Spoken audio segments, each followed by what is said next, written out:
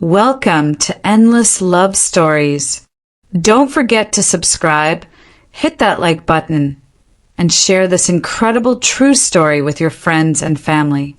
I'm Sarah, and this is the story that changed my entire perspective on family, love, and the lengths people will go to for money. What I discovered about my own mother will shock you as much as it shocked me. It was a rainy Tuesday evening when I decided to surprise my mom with her favorite Chinese takeout. I'd been working overtime for weeks, and guilt was eating away at me for not visiting enough. Mom lived alone in the house where I grew up, and at 28 I felt like I should be taking better care of her. I used my spare key to let myself in quietly, planning to surprise her. That's when I heard voices coming from the living room. Mom wasn't alone.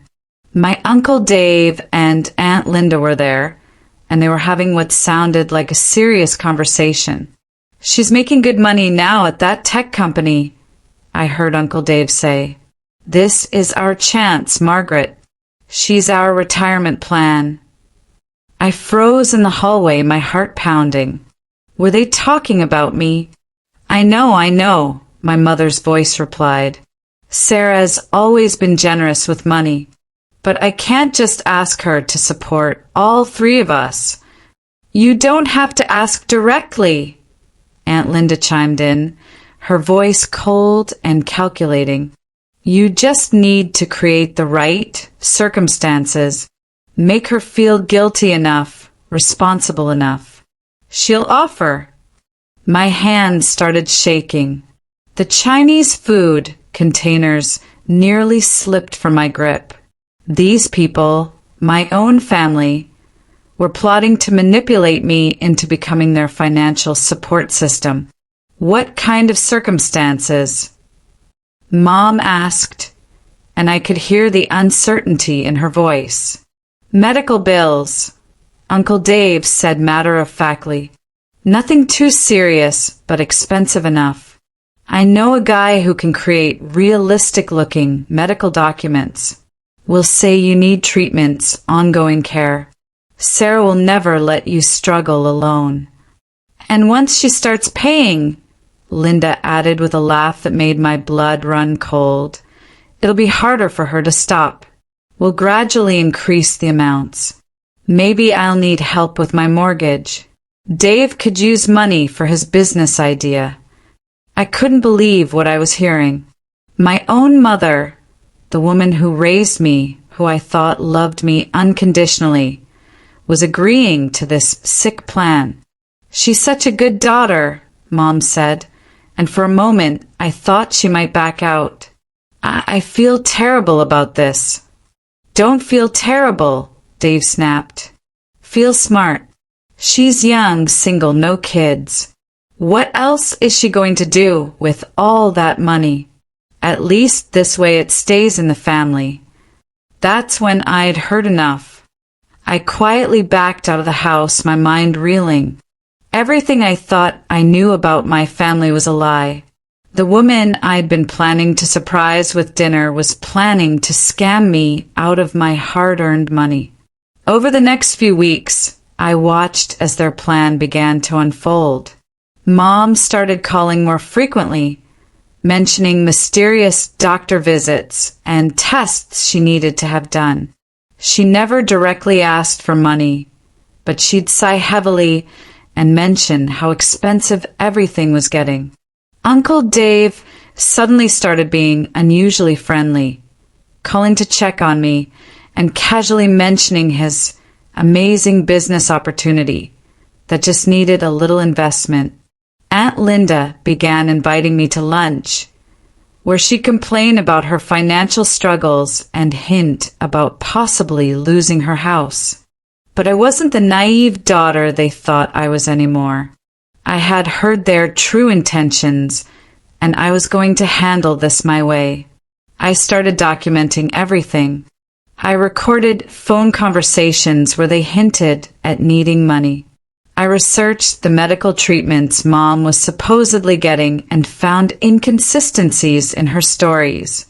I even hired a private investigator to verify Dave's business claims, which turned out to be completely fabricated. The breaking point came when Mom called me crying, saying she needed $5,000 immediately for a procedure her insurance wouldn't cover. She sounded so desperate, so scared. If I hadn't overheard that conversation, I would have transferred the money without question. Instead, I told her I'd come over to discuss it in person. When I arrived at her house, Uncle Dave and Aunt Linda were conveniently there for moral support. They all looked at me with such fake concern, such practiced sympathy. It made me sick. "Mom," I said, sitting down across from them, "before we talk about this medical procedure, I need to tell you something. I was here 3 weeks ago. I heard your conversation about making me your retirement plan." The color drained from all their faces. Dave started to stammer some excuse, but I held up my hand. I heard everything. The fake medical bills, the business scam, the plan to gradually increase the amounts. I know about the forged documents. I know it's all lies.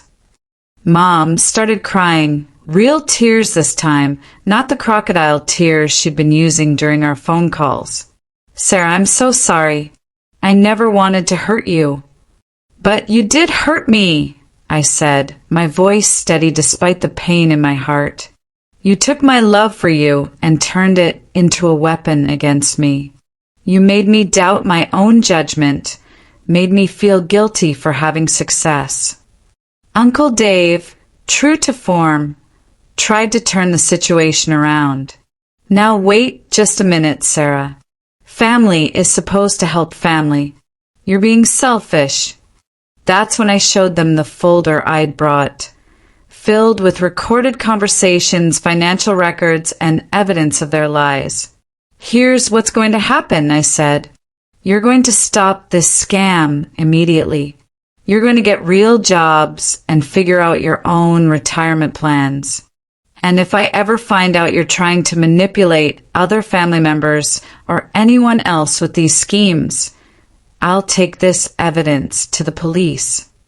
Aunt Linda and Uncle Dave left without another word, and I was alone with my mother. "I raised you better than this, Mom," I said, and that's when she really broke down. "I know, baby. I know. Dave and Linda, they made it sound so reasonable, so harmless. They said you'd never even notice the money, that we deserved it after everything we'd done for you growing up." "What you did for me growing up was called being a parent," I replied. "That wasn't an investment. That was love, or at least I thought it was." We talked for hours that night. Mom admitted that she'd been scared about her financial future, that Dave and Linda had preyed on those fears and convinced her that manipulating me was justified. She apologized over and over, begging for forgiveness. It took time, but we eventually rebuilt our relationship on honest terms this time. Mom got a part-time job that she actually enjoyed, and I helped her create a real budget and savings plan. Not because I was manipulated into it, but because I chose to help her learn to be independent. The lesson I learned from this experience changed my life. Love isn't about what people can do for you or what you can do for them. Real love is about honesty, respect, and genuine care for each other's well-being. When people try to manipulate your emotions to get what they want, that's not love, that's abuse. I also learned to trust my instincts. If something feels wrong, it probably is. The people who truly love you will never make you feel guilty for your success or try to profit from your kindness. As for Uncle Dave and Aunt Linda, they cut contact with me completely after that night. Last I heard, they were trying the same scheme with Dave's son in California. Some people never learn. But Mom and I, We're closer now than we've ever been because our relationship is built on truth instead of manipulation. She's proud of my success now, not plotting to exploit it. And I can visit her with Chinese takeout without worrying about what conversations I might overhear. That's the power of standing up for yourself and demanding honesty from the people you love. Sometimes the hardest conversations lead to the strongest relationships. Thank you for listening to my story here on Endless Love Stories. If this story touched your heart or taught you something about family relationships, please give it a like and share it with someone who might need to hear it. Don't forget to subscribe for more real stories about love, family, and life's most challenging moments. Your support means everything to us.